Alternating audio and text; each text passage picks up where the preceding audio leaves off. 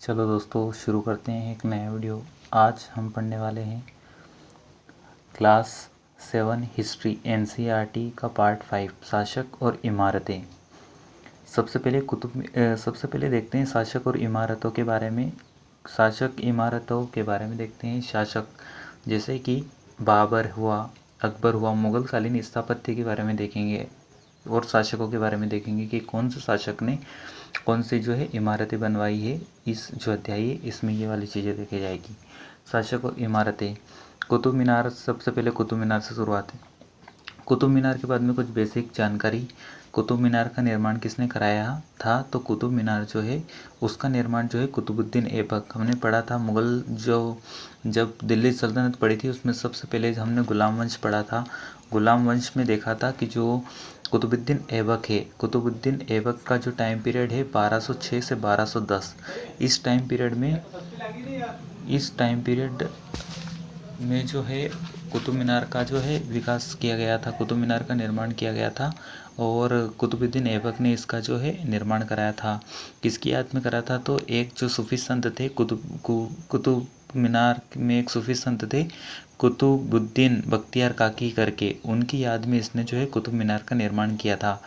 केवल जो कुतुबुद्दीन ऐबक है उसने ही कुतुब मीनार का निर्माण नहीं किया था।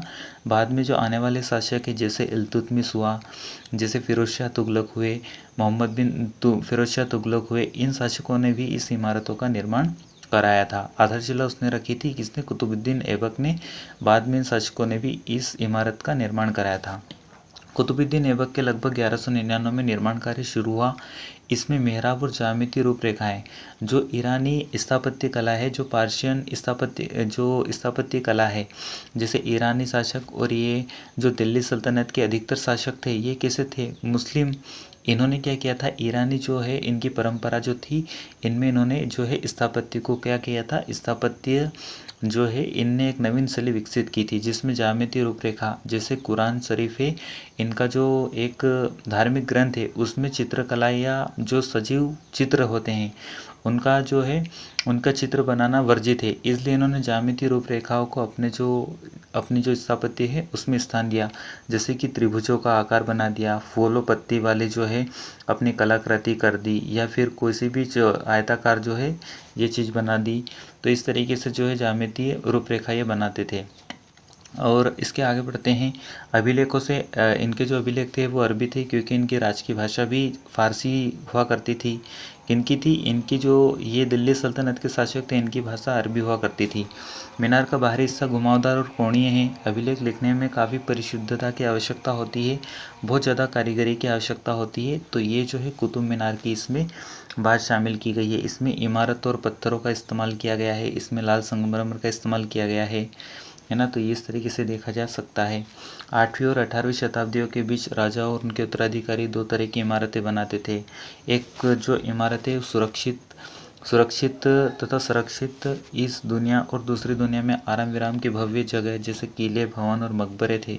दूसरी श्रेणी में मंदिर, मस्जिद, हौज, कुएं, सराय और बाजार जैसी जनता की उपयोगी इमारतें थी। अब जो शासक रहते थे किले और महलों में रहते थे, इसलिए वो सुंदर से जो किले और महल बनाते थे। और मकबरे जो है कोई व्यक्ति, राज परिवार का कोई व्यक्ति जो रहता था वो जब जिसकी मृत्यु हो जाती थी तो मृत्यु जहाँ पर उसको दफनाया जाता था उस स्थान पर जो ये मकबरे जो है बनाए जाते थे। तो मकबरे जो निर्माण शैली थी वो इस तरीके से थी। दूसरी श्रेणी में मंदिर, मस्जिद, हौज और कुएं, सराय बनाए जाते थे। ये आम पब्लिक के लिए बनाए जाते थे, जैसे मंदिर हिंदुओं में बनाए जाते थे। बाजार जैसी जनता में उपयोग की इमारतें थी। राजाओं से यह अपेक्षा की जाती थी कि वे अपने प्रजा की देखभाल करेंगे। प्रजा के उपयोग और आराम के लिए इमारतों का निर्माण करवाकर राजा उनकी प्रशंसा पाने के लिए जो है इस तरीके से निर्माण किया करते थे। वे मंदिर, मस्जिदों और कुओं का निर्माण करवाते थे। घरेलू स्थापत्य, व्यापारियों की विशाल हवेलियों के अवशेष 18वीं शताब्दी से ही मिलने शुरू हुए थे। तो इन्होंने जो है शासकों ने क्या किया था, इन जो है कुएं, सराय, मंदिर, मस्जिदों का इनका निर्माण किया था ताकि ये क्या करे, सहानुभूति रख पाए जनता के प्रति और जनता जो है इनका गुणगान कर सके। और इन शासकों का अपनी एक नैतिक जिम्मेदारी भी थी कि अपनी प्रजा की भलाई के लिए भी कार्य करे। तो इन्होंने ये काम किए थे। अभियांत्रिकी कौशल और निर्माण कार्य। अब इंजीनियरिंग टेक्निक और किस तरीके से जो है इन बड़ी बड़ी इमारतों का, इतनी भव्य इमारतें जो आज टाइम पीरियड में हम देखते हैं, तो उनका जो है उनकी मतलब कलाकृति या फिर उनके जो तारीफ़ करते नहीं थकते। तो किन इंजीनियरों का दिमाग रहा होगा, किन लोगों की दिमाग की उपज रही होगी ये इमारतें, तो उसके बारे में यहाँ पर शानदार तरीके से डिस्कशन है कि इन निर्माणों में शिल्प विज्ञान का पता चलता है कि छत किस तरीके से बना दी गई है। चारों दीवारों के आर पार लकड़ी की शातिरों और एक पत्थर की पटिया रखकर बना दी गई है। तो ये जो इमारतें हैं ये इस तरीके से बनाई गई थी। किन किन चीज़ों का इसमें क्या किया गया था, इसमें जो है इस्तेमाल किया गया था। दूसरी दुनिया में आराम विराम ये सारी चीज़ें हम देख चुके हैं। यहाँ पर जो है अभियांत्रिकी और कौशल निर्माण की बात हो रही है। तो इनको किस तरीके से बनाया था, तो ये देखते हैं। चारों दीवारों के आर पार लकड़ी की शातिर और एक पत्थर की पटिया रखकर छत बना लेते थे। तो छत बनाने की जो टेक्निक ये थी। अब जो मुग़ल स्थापत्य कला है, इन शासकों ने और दिल्ली सल्तनत के जो शासकों ने, इन्होंने क्या किया था, इन्होंने कैसे इन जो है इमारतों का निर्माण किया। तो ये जो शासक थे, इनकी जो टेक्निक थी, जैसे लाल किला देखेंगे, ताजमहल देखेंगे, और जो बहुत सारे शासक जिन्होंने ये जामा मस्जिद वगैरह, इनके बारे में अगर हम जानकारी देखेंगे, आगरा का किला हुआ, मोती मस्जिद हुई, एतमादुद्दौला का मकबरा हुआ, या और भी अन्य मकबरे हुए, हुमायूं का मकबरा हुआ, चारबाग शैली जो है बाबर की थी, ये सब कैसे थे, तो ये वास्तुकला के एग्जाम्पल हैं। तो किन शासकों ने इनके निर्माण कराए थे, तो ये मुग़ल शासकों ने इनके निर्माण कराए थे। लेकिन इसमें कौन सी टेक्निक अपनाई गई थी, तो इसमें जो ईरानी शैली प्लस अकबर के टाइम पीरियड में यहाँ पर हिंदू शैली का भी इसमें इस्तेमाल किया गया, और क्षेत्रीय शैलियों का भी इसमें इस्तेमाल किया गया, जिससे कि ये जो है और अच्छी तरीके से क्या करें, अपनी जो है वास्तुकला का अच्छे से निर्माण कर पाएँ। उस समय बहुत कठिन हो जाता था। ये एक अधिसंरचना और विशाल कक्ष का निर्माण करना चाहते थे। इसके लिए अधिक परिष्कृत कौशल की ज़रूरत थी। बहुत अच्छी टेक्निक, अच्छी चीज़ों की ज़रूरत हुआ करती थी। 7वीं और दूसरी शताब्दी के मध्य वास्तुकार भवनों और अधिक कमरे, दरवाजे, खिड़कियाँ बनाने लगे थे। जो छत, दरवाजे, खिड़कियाँ भी ऊर्ध्वाधर, जो हॉरिजॉन्टल, जो वर्टिकल थी, उनके खंभों के आर पर एक अनुप्रस्थ शातिर बना देते थे। जो जैसे ये वर्टिकल खंभा हुआ करता था, इन जो वर्टिकल खंभे हैं, इस पर हॉरिजॉन्टल या क्षैतिज रूप से, आड़े रूप से क्या बना देते थे, तो ये अनुप्रस्थ जो है इस तरीके से क्षैतिज बना देते थे। ये जो है टेक्निक कर्व देख रहे हैं, इसको क्षैतिज बोलते हैं। और यही जो टेक्निक थी, ये अनुप्रस्थ टोड़ा जो है निर्माण शैली कहलाती थी। इसका अक्सर उपयोग 8वीं से 13वीं शताब्दी में मंदिरों, मस्जिदों, मकबरों और सीढ़ीदार कुओं में भी इस टेक्निक का इस्तेमाल किया जाता था। अब 11वीं शताब्दी का एक एग्जाम्पल है कि ये जो मंदिर है, ये मंदिर का जो है राजा राजेश्वर जो है शासक हुए थे चोलों में, उन्होंने बनाए थे। तो ये जो है एग्जाम्पल, ये शिव की स्तुति, कंद्रिया महादेव मंदिर, चंदेलों के शासक थे दंगदेव ने 999 में इस मंदिर का क्या किया था। ये जो मंदिर है, यहाँ पर जो ये जो मंदिर है, इसमें जो है मंदिर की योजना इसने बनाई थी। मंदिरों का निर्माण, जो यहाँ पर मंदिर देख रहे हैं, तो ये कंद्रिया महादेव मंदिर जो है चंदेलों ने बनवाए थे, ये वाला मंदिर जो है ये।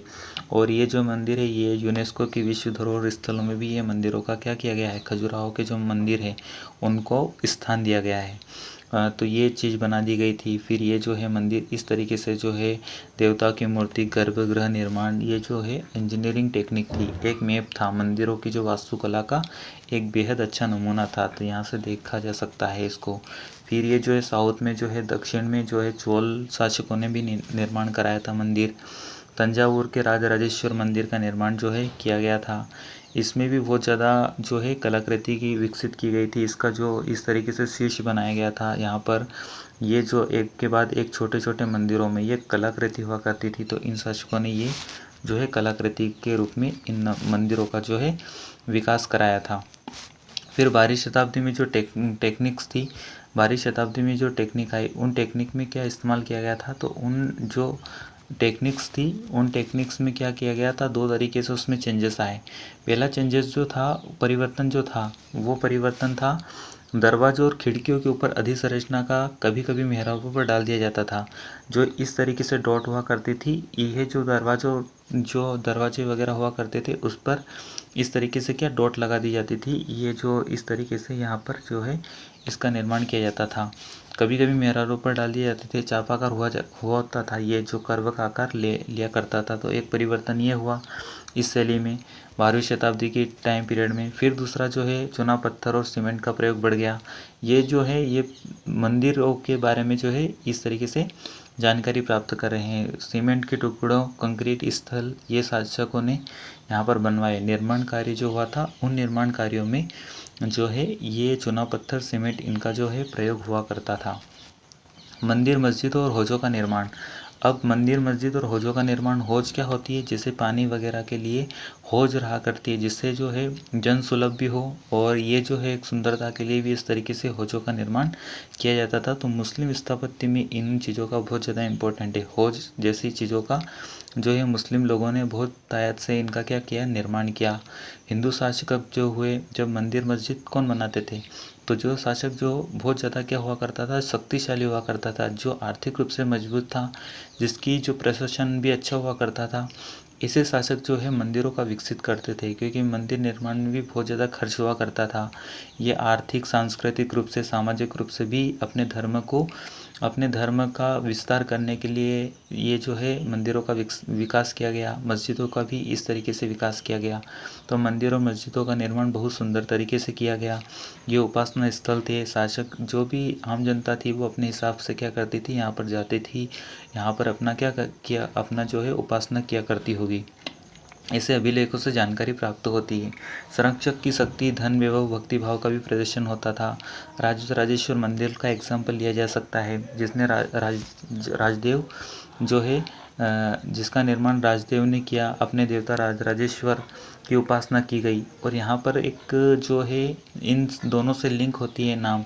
राजदेव नाम है शासक का और राजेश्वर मतलब शासक यहाँ पर जो है अपना संबंध जो है वो राजेश्वर जो है देवता से अपना संबंध स्थापित करता है और इस तरीके से उसका प्रतिनिधि अपने को मानता है। तो यहाँ पर ये बताया गया है कि धार्मिक अनुष्ठान में इस तरीके से मंदिरों का निर्माण किया जाता था और अपने नाम के मुताबिक ही उन शासकों के नाम के अंतर्गत ही मंदिरों का निर्माण, जो मंदिरों का नामकरण वो किया जाता था। सभी विशालतम मंदिरों का निर्माण राजाओं ने करवाया था। कुछ लघु शासक थे जो कि इनके जो मुख्य देवता थे उनके कुछ सहयोगी, जैसे कि शंकर के साथ में जो है शंकर के साथ में और अन्य देवताओं को मिला लिया। जो विष्णु थे उनके साथ में अन्य देवताओं को जो है मंदिरों में क्या दी गई, जगह दी गई। बालाजी विश्वनाथ मंदिर अगर देखा जाए, उनको अगर इमेज भी देखे गूगल पर, तो उनके साथ में जो अन्य सहायक लक्ष्मण जी रहते हैं, राम जी के साथ में लक्ष्मण जी, सीता जी, इस तरीके से लघु देवता के भी सहयोगी चित्र देवी देवता हुआ करते थे। तो ये मंदिर में एक टेकनी हुआ करती थी। इस तरीके से क्या एक सामाजिक संदेश भी दिया जाता था। तो इन देवताओं की उपासना की जाती थी। देवताओं में न्यायप्रिय शासन को पृथ्वी पर ला दिया गया है। इस तरीके से इसका क्या किया जाता था, गुणगान किया जाता था। मुसलमान जो सुल्तान है, बादशाह स्वयं को भगवान के अवतार के रूप में मानते थे। फारसी दरबारी इतिहासों में सुल्तानों का वर्णन अल्लाह की परछाई के रूप में किया गया है। तो इतना ज़्यादा क्या किया करते थे, जो उनके कवि, लेखक वगैरह हुआ करते थे, जो उनके दरबारी इतिहासकार हुआ करते थे, वो इस तरीके से उनका गुणगान किया करते थे कि अल्लाह की परछाई इस तरीके से। मस्जिद भी अभिलेख से पता चलता है कि अल्लाह ने अलाउद्दीन देखा था, शासक इसलिए चुना था क्योंकि इसमें अतीत के महान विधिकर्ता और मूसा सुलेमान की विशिष्ट मौजूदगी थी। मतलब अपना जो है अपनी शक्ति, अपना वर्चस्व जमाने के लिए इस तरीके से वो क्या करते थे, गढ़ते थे, कहानियाँ गढ़ते थे कि ये तो मूसा या सुलेमान जो है, जो मुस्लिम ग्रंथ है उसमें ये उनके क्या है, भगवान है। इस तरीके से वो भगवान मानते हैं इनके प्रतिनिधि मानते थे कि ये इनका प्रतिनिधि है, ताकि जनता उनकी बातों को माने और उनके अकॉर्डिंग ही काम करे। ये तो इस तरीके से यहाँ पर किया जाता था। जो अव्यवस्था है उसको दूर करके विश्व का सृजन करे और व्यवस्था में संतुलन कायम करने के लिए भी इस तरीके से लेख लिखे जाते होंगे। तो ये जो है इस तरीके से किया। अब यहाँ पे फारसी शब्द के बारे में जानकारी है कि जो इसका शाब्दिक अर्थ होता है आबाद। आब्स अर्थ मतलब पानी, और जहाँ पर पानी क्षेत्र रहता है वहाँ पर बसाहट रहती है, तो वो क्षेत्र जनसंख्या के आधार पर खुशहाल भी रहता है और जनसंख्या भी वहाँ पर ज़्यादा होती है। तो ये देखा है। अब ये देख लिया। अब यहाँ पर जो है शासक की नैतिकता की बात आती है कि शासन में प्रत्येक राजवंश ने राजा ने शासन होने के नाते अपने नैतिक अधिकार को पर भी जोर डाला। जो शासक हुआ करते थे वो ईश्वर के साथ में घनिष्ठ संबंधों की उद्घोषणा करने का मौका दिया। राजनीति प्रशासन में भी वो क्या करते थे, अपने धर्म को सर्वोपरि रखते थे, अपने धर्म के साथ में जो है न्याय करते थे, सभी लोगों को अच्छी दृष्टि से देखते थे। उनमें जो है विद्वानों को सम्मान दिया जाता था, धर्मनिष्ठ लोगों को भी अपनी बैठकें हुआ करती थी उनमें भी उनका स्थान महत्वपूर्ण हुआ करता था। और इन्हीं धार्मिक चीज़ों के कारण उन्होंने अपनी राजधानियाँ और नगरों में सांस्कृतिक केंद्रों के रूप में भी क्या किया, परिवर्तित किया, जिससे शासन और उस शासक और शासन की जो है राज्य की ख्याति फैले। अब एक व्यापक समझ यह भी होगी कि न्यायप्रिय राजा जो है, राज ऐसा होगा जहाँ खुशहाली होगी, पर्याप्त वर्षा होगी। इसी तरह हौज और जलाशयों का निर्माण बहुमूल्य पानी वाले क्षेत्रों में किया गया।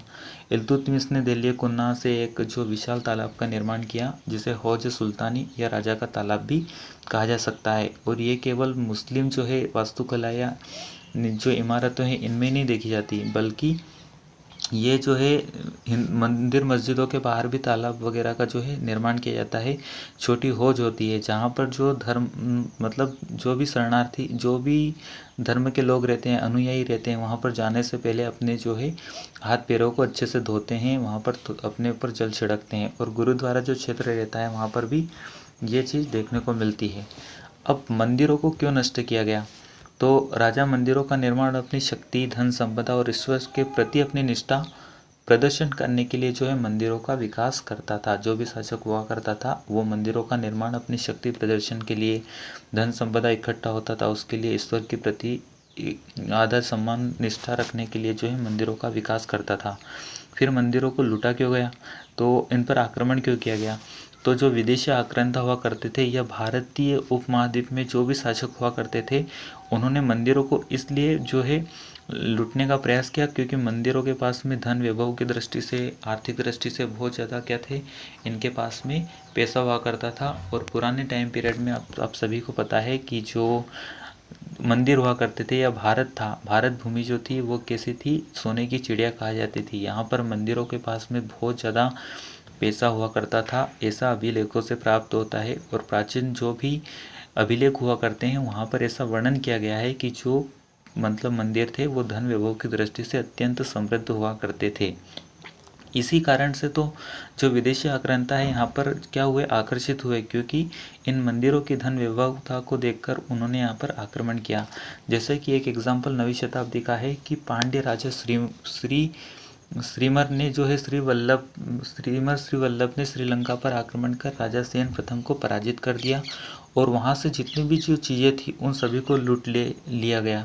उसने सारी चीज़ों को क्या किया, वहाँ पर मूर्ति वगैरह, सोना चांदी जितने भी थे, और उसके साथ एक बुद्ध की मूर्ति को भी उसने क्या किया, लूट लिया और अपने शासन में स्थापित कर लिया।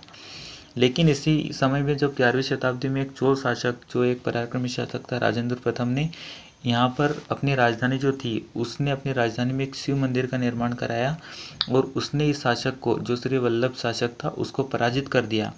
और वहाँ पर उसने बहुत सारी, शिव मंदिर में बहुत सारी जो मूर्तियाँ थी, जैसे सूर्य पिट्ठी का, एक गणेश मूर्ति, दुर्गा देवी देवताओं की मूर्ति, इन शासकों की मूर्तियों को यहाँ पर इसने स्थापित किया।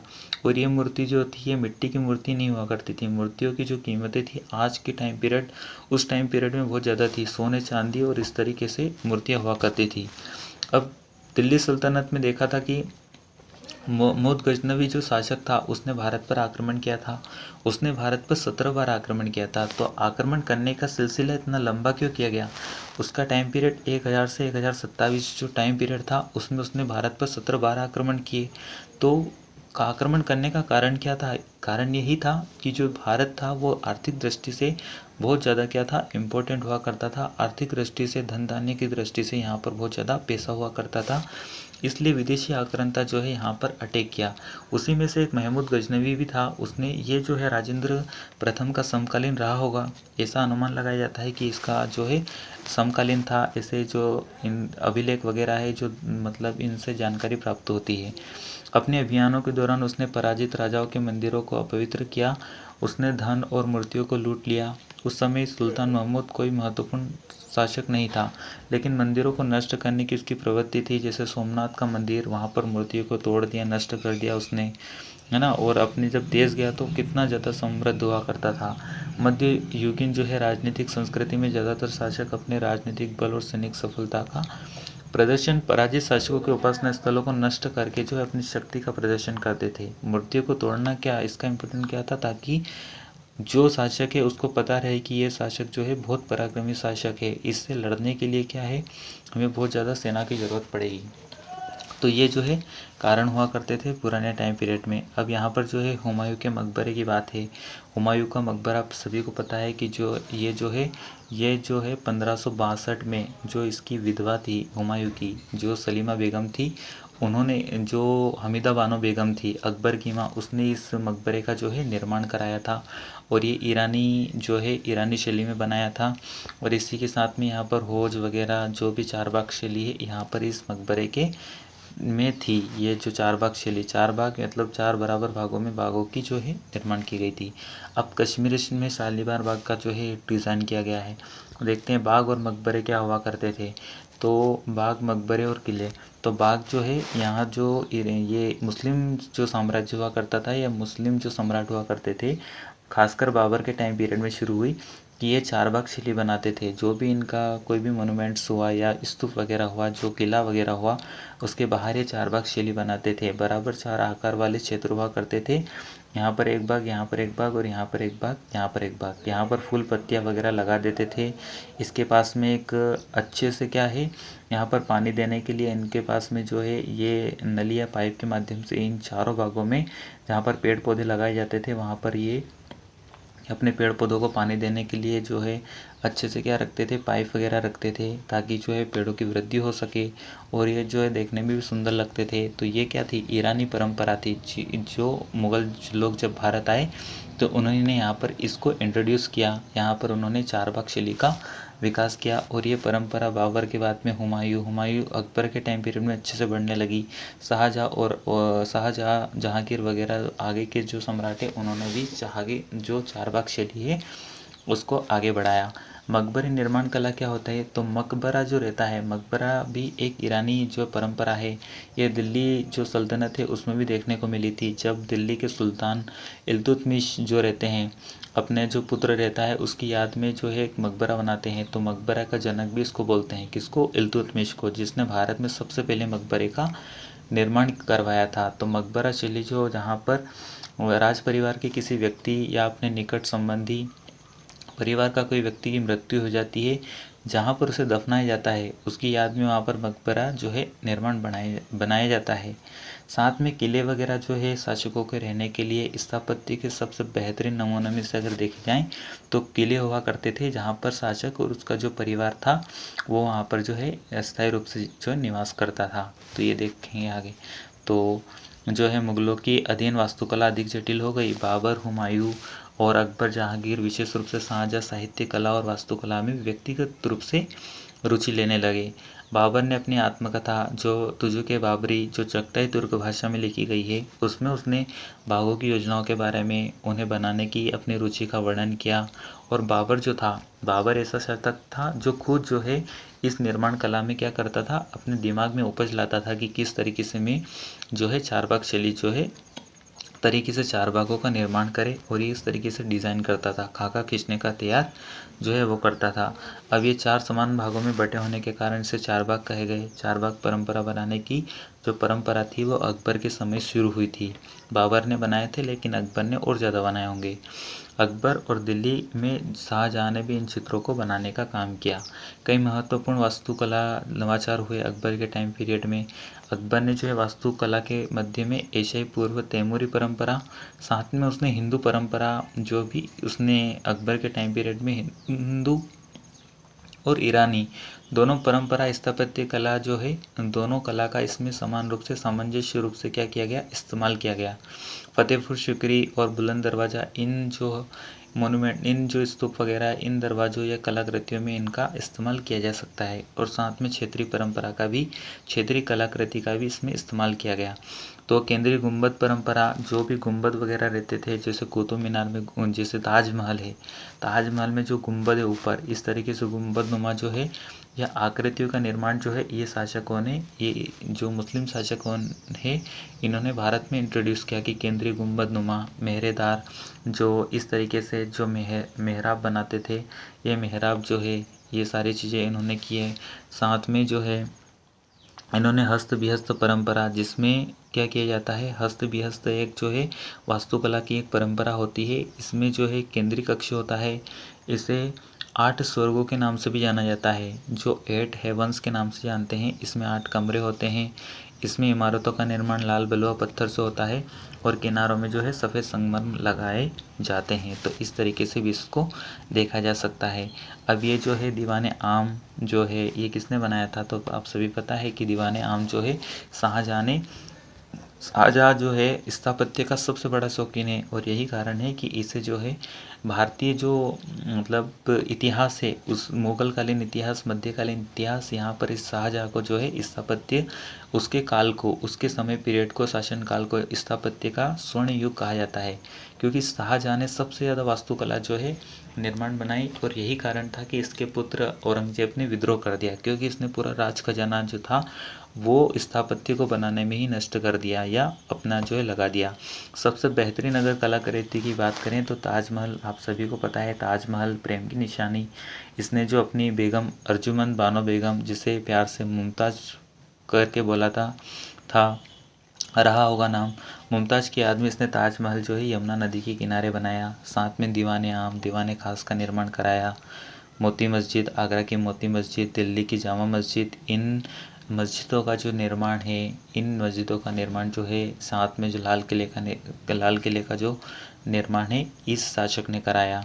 इसमें जो है लाल बलुआ पत्थर, और जो ताजमहल है उसमें सफ़ेद संगमरमर का इस्तेमाल हुआ है, ताजमहल में हुआ है। साथ में जो ये मयूर सिंहासन था, ये भी शाहजहाँ ने बनाया था अपने समय में। तो ये जो मयूर सिंहासन है, इसमें जो है कोहिनूर हीरा का भी अपना इतिहास है, नेक्स्ट क्लास में देखेंगे। आने वाले समय जब भी कोहिनूर विजयनगर साम्राज्य पढ़ेंगे, तब कोहिनूर हीरे के बारे में पढ़ा जाएगा, महाराणा रणजीत सिंह के मॉडर्न हिस्ट्री में पढ़ेंगे। तो ये जो है इसमें मयूर सिंहासन में जो है कोहिनूर हीरे को जड़ा गया था। ये पीछे जो है जब शासक बैठता था, इसके पीछे जो है पितरा दुर्रा पेंटिंग्स बनाई जाती थी। ये भी स्थापत्य की क्या हुआ करती थी, एक अच्छी कला हुआ करती थी, जिसमें जो है इसमें बहुत अच्छे से महीन रूप से जो है जड़ाऊ काम किए जाते थे। इसमें जो है सजीव रूप से बनाए जो चित्र रहते थे, जैसे कि मयूर वगैरह के चित्र, या फिर जो कोई ईरानी जो रहते थे, जो शासक ईरानी जो संत रहते थे, उनके चित्र को जो है इसमें बनाया जाता था, जैसे पितृदुर्रा टेक्निक है। तो इसमें जो है पौराणिक यूनानी देवता आर्फियस को वीणा बजाते हुए इसमें दिखाया गया है। वीणा जो है वो शांति का प्रतीक है, और और शासक जो है अपने आप को शांत बताने के लिए इस तरीके से जो है वीणा का जो है इस्तेमाल करता था। तो शाहजहाँ के सार्वजनिक सभा भवन निर्माण यह सूचित करता था कि न्याय करते समय राजा ऊंचे और नीचे लोगों में कभी भेदभाव नहीं करेगा। इसलिए वो जो है इन तरीके की पेंटिंग्स या इस तरीके की कलाकृति जो है करते थे। फिर जो है शाहजहाँ की राजधानी जो है आगरा थी। इसमें विशिष्ट वर्गों में घरों का निर्माण यमुना के तटों पर किया गया था। यहीं पर चारबाग जो शैली है, देखा था आगे, चारबाग जो शैली है वहाँ पर अपनाई गई थी। यमुना नदी के किनारों पर ताजमहल अवस्थित है, इसी के किनारे आगरा, और यहीं पर जो है दिल्ली भी इसी के किनारे अवस्थित है। तो जो इसके ताजमहल है, ताजमहल भी यमुना के किनारे स्थित है। यहाँ पर चारबाग पेंटिंग्स बनाई गई है। चारबाग शैली में जो है चारबाग बनाए गए हैं। इसे नदी के तट पर बनाए गए हैं बाग, इसलिए इसे नदी तट बाग भी कहा जाता है। तो ये प्री में क्वेश्चन बन सकते हैं, है ना। नदी तट के पास बाग के बिल्कुल किनारे पर था। शाहजहाँ ने अपने शासनकाल में भव्यतम वास्तुकला उपलब्धि ताजमहल के नक्शे में बनाई। सफ़ेद संगमरमर का इस्तेमाल किया। मकबरे शैली इसने जो है स्टार्ट करी। शाहजहाँ ने वास्तुकला रूप को विकसित किया। शाहजहानाबाद जो दिल्ली में है, इसने एक नया शहर बनाया। और जो शाही महल जो है ये भी यमुना के किनारे स्थित था। तो इसके बेटे जो है दाराशिकों को ही नदी तक पहुंच मिली थी, है ना। अन्य सभी को अपने घरों का निर्माण यमुना नदी के तट से बाहर करना था। अब ये इन बड़ी बड़ी स्तूपों का निर्माण इन क्षेत्रों में क्यों किया गया? क्योंकि ये जो है नदी किनारे पर थे। यहाँ पर पानी की समस्या को भी क्या किया गया था? पानी की समस्या को ध्यान में रखते हुए इन क्षेत्रों को में जो बनाया गया होगा, ताकि पानी भी यहाँ पर मिलता रहे, तो आम लोगों की जो है आवश्यकता की पूर्ति भी होती रहे। अब क्षेत्र और साम्राज्य देखते हैं। 8वीं और 18वीं शताब्दी के मध्य में जब निर्माण संबंधी गतिविधियां बढ़ोतरी हुई, तब क्षेत्रों के विचार उपजने लगे। विभिन्न क्षेत्रों में परंपराएं, अन्य परंपराएं विकसित होने लगी। विजयनगर साम्राज्य के इतिहास जो है, जिसमें कृष्णदेवराय का नाम सुना है, तो राजाओं की गजशालाओं पर बीजापुर और गोलकुंडा जैसे आसपास की सल्तनतों पर वास्तुकला शैली का भी प्रभाव पड़ा। ये कैसी थी? ये मुस्लिम संस्कृति थी, तो इन क्षेत्रों में भी इन शासकों की शैली जो है, मंदिरों की शैली, इन पर भी वास्तुकला का प्रभाव पड़ा। जिसमें मथुरा के निकट वृंदावन में मंदिर बने, फतेहपुर सीकरी के मुगलों पर बहुत मिलीजुली हुआ करती थी, है ना। तो इसके कारण भी इनमें क्या हुआ? इनमें भी जो है इनका मिश्रित हो गई कि हिंदू परंपरा और जो फारसी परंपरा की जो शैली थी, ईरानी शैली और हिंदू जो निर्माण शैली थी वास्तुकला की, ये दोनों मर्ज हो गई और अच्छे से इन्होंने क्या किया? एक दूसरे से तालमेल बिठाया। विभिन्न साम्राज्यों के निर्माण ने विभिन्न क्षेत्रों को उनके शासन के अधीन ला दिए। इसमें कलात्मक रूप और वास्तुकलात्मक शैली का परिसंचयन में मदद मिली।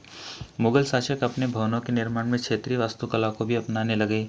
जैसे बंगाल में स्थानीय शासकों छप्पर की झोपड़ी के आकार के रूप में अपने छतों का निर्माण करने लगे। जैसे मुगलों को यह बांग्ला गुंबद इतना पसंद आया कि उन्होंने वास्तुकला में भी इस क्षेत्र का जो है इस टेक्निक का इस्तेमाल किया, और फतेहपुर सीकरी की कई इमारतों को भी इसमें उन्होंने बनाया। यहाँ पर जो है वृंदावन के गोविंदपुर मंदिर का एग्जाम्पल दिया गया है।